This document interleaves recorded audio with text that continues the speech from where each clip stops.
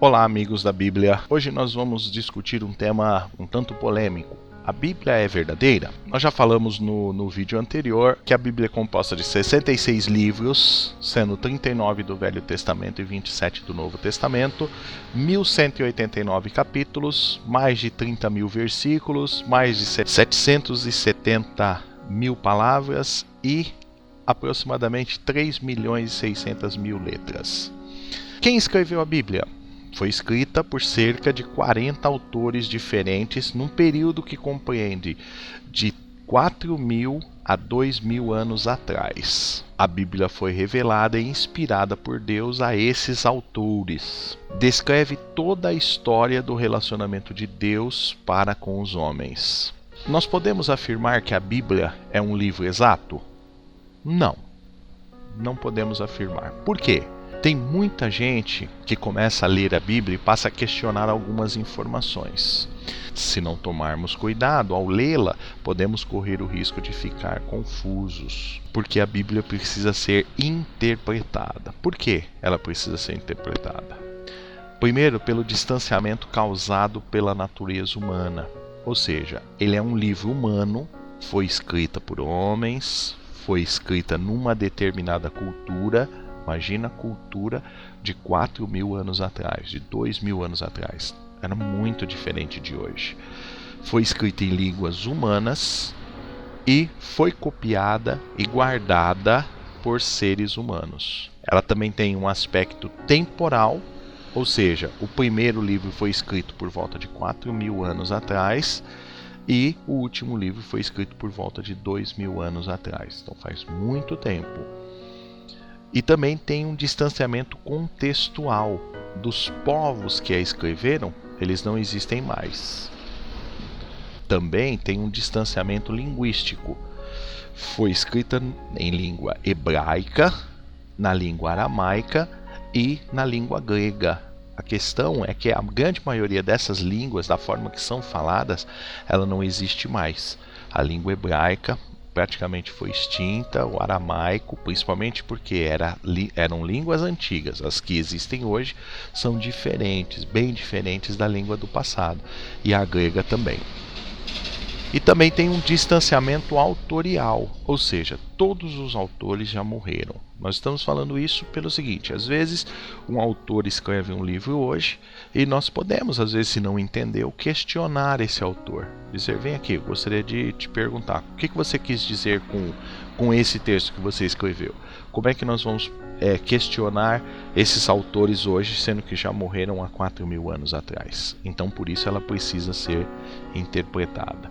Por que ela precisa ser interpretada? Também por um distanciamento causado pela natureza divina. Ou seja, tem um distanciamento natural, existe uma distância entre o Criador e a criatura natural. A existência de Deus, a característica de Deus, né? E a característica de um ser humano finito, cheio de erros, de falhas, né? Totalmente diferente, existe um distanciamento muito grande. E também um distanciamento pecaminoso, ou seja, Deus trata com criaturas caídas. Lembra que nós falamos no último vídeo sobre a queda do ser humano, a queda do homem? Ou seja, deixou, né, tomou o caminho mau para seguir o seu caminho, o caminho da desobediência. Então são criaturas caídas e Deus trata com criaturas caídas. Os autores bíblicos não receberam um conhecimento pleno e onisciente acerca do mundo ao escreverem. O que nós queremos dizer com isso? Exemplo, Moisés, ao escrever Levítico, capítulo 18, ele chamou o morcego de ave. Naquele tempo, tudo que tinha asa e voava era ave. Ele não tinha o conhecimento que nós temos, que a ciência nos mostra hoje. Um outro texto também, né? Quer dizer, quando o texto bíblico fala que o sol se levanta no ocidente e se põe no oriente, dá a impressão que o autor entendia que o sol era que se movia. Não é? Eles não tinham um conhecimento que a Terra é que se move ao lado do Sol. Portanto, voltando aqui, né, os autores bíblicos eles não receberam um conhecimento pleno e onisciente acerca do mundo que ao escreverem. Então, com certeza, partindo por esse lado, existem muitos desconhecimentos, né? Eles não tinham a ciência ainda ao seu favor. Por isso, nós não podemos dizer que ele é um livro exato. Agora, a questão é a seguinte: e a Bíblia é verdadeira? Para se afirmar se esse fato, se ela é verdadeira ou não, nós precisamos esclarecer alguns fatos. Os originais da Bíblia são a base para a elaboração de uma tradução confiável.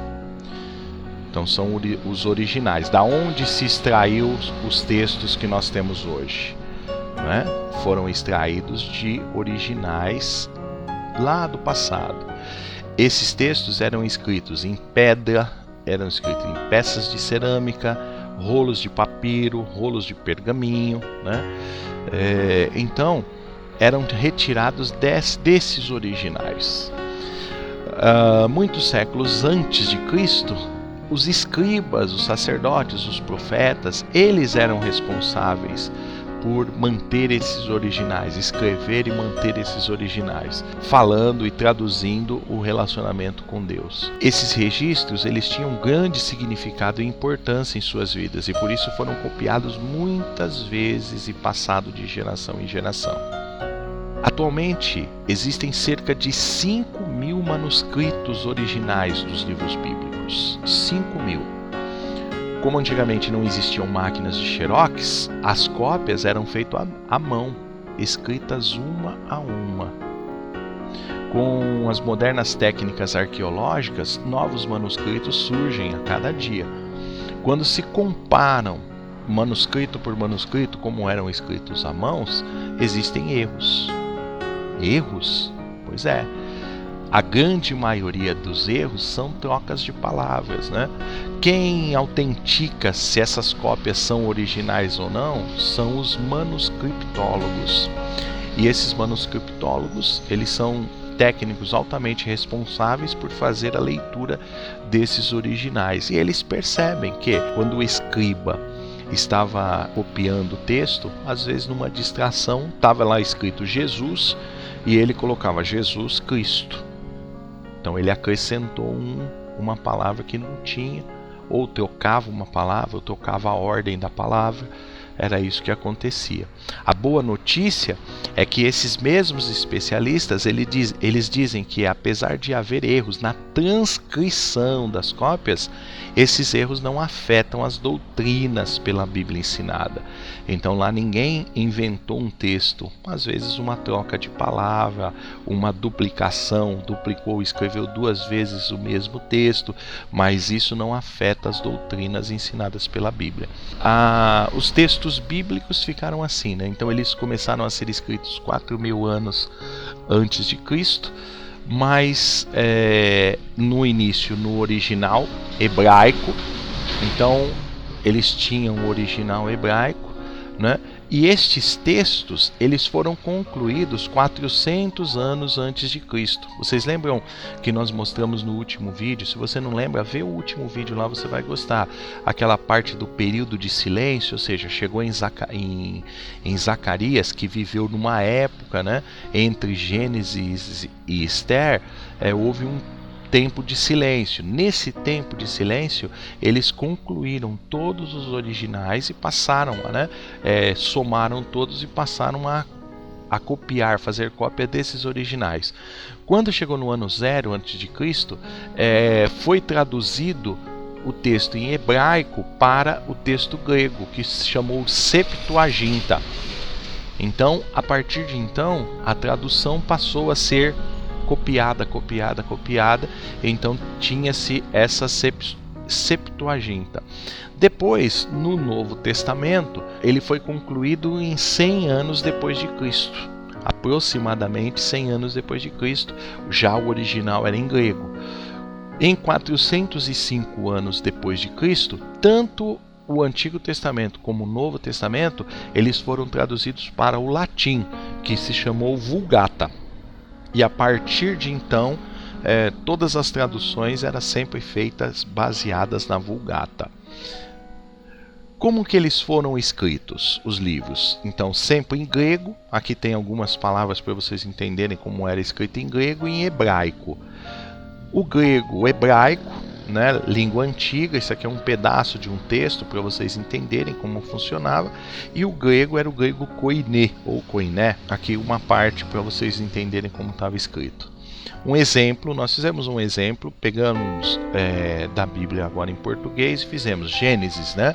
1, Gênesis 1, 1. No princípio criou Deus o céu e a terra. Como estava escrito no hebraico? Pegamos aqui um pedaço do texto em hebraico. Daqui, essa daqui era a forma que estava escrito lá no passado.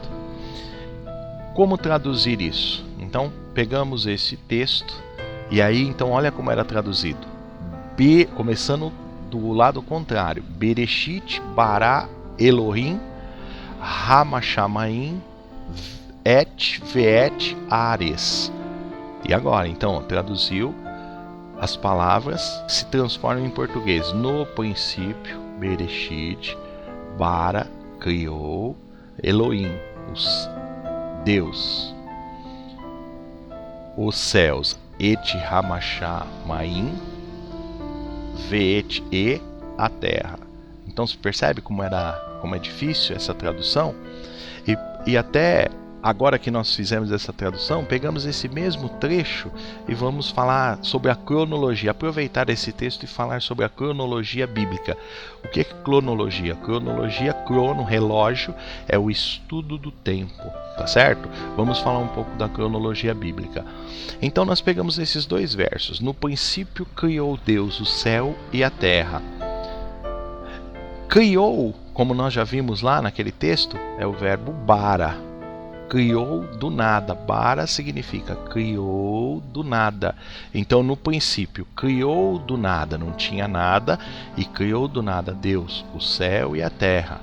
Agora, olha o verso 2. Versículo 2. E a terra era sem forma e vazia, e havia trevas sobre a face do abismo, e o Espírito de Deus se movia sobre a face das águas. Então, percebe, ó. Versículo 1, no princípio criou Deus os céus e a terra era sem forma e vazia, e havia trevas sobre a face do abismo, e o Espírito de Deus se movia sobre a face das águas. Então olha que interessante, essa tradução era, no hebraico, significa tornou-se ou ficou. Então a terra tornou-se sem forma e vazia. Então lá no princípio Deus criou do nada o céu e a terra era, tornou-se ou ficou sem forma e vazia, e havia trevas sobre a face do abismo. Então Deus criou do nada, e agora já no versículo 2 ela tornou-se sem forma e vazia. Então aqui a gente consegue entender um pouquinho da cronologia. Você percebe? De um verso para o outro existe uma diferença muito grande, né? Olha só o que a cronologia nos diz. Então a criação original teve um tempo. Quanto tempo? Não sabemos. Não temos a exata definição do tempo aqui da criação original. Nós sabemos que existiu, quanto tempo não sabemos, existiu o tempo da queda de Satanás. A Bíblia relata sobre a queda de Lúcifer, né? A queda de Satanás. E aí sim, houve a criação do homem. Isso nós conseguimos mais ou menos ter o prazo, que foi há 4.004 anos antes de Cristo, a criação do homem. Para vocês terem uma ideia, entre a criação do homem e o dilúvio, fiz aqui uma super arca aqui, a criação do homem e o dilúvio ocorreram, que é aquilo que nós chamamos de período antediluviano, 1656 anos. Então perceba o seguinte, nós hoje estamos em 2015, só para ter uma ideia, entre a criação do homem e o dilúvio, praticamente ocorreu uma era como a nossa. Hoje nós estamos em 2000 anos, ocorreu 1656 anos. Então quer dizer, daqui até aqui cresceu muito a população, por isso que aqui nós já falamos que existia uma grande quantidade de homens, né? Então isso é a cronologia bíblica que nós vamos estar fazendo essa cronologia com o passar dos vídeos que nós vamos fazer. Ok, pessoal? Então hoje nós ficamos por aqui. Se você gostou desse vídeo, dá um joinha aí para ajudar na divulgação. E se você quiser receber os próximos vídeos, inscreva-se no canal do YouTube. Nós estamos no canal Amigos da Bíblia. Você se inscrevendo, todos os vídeos que nós lançar, você vai receber um comunicado que saiu um novo vídeo para você poder ver. Tá certo? Muito obrigado. Foi um prazer fazer esse vídeo para vocês. Deus abençoe a todos aí. Um abraço. Tchau.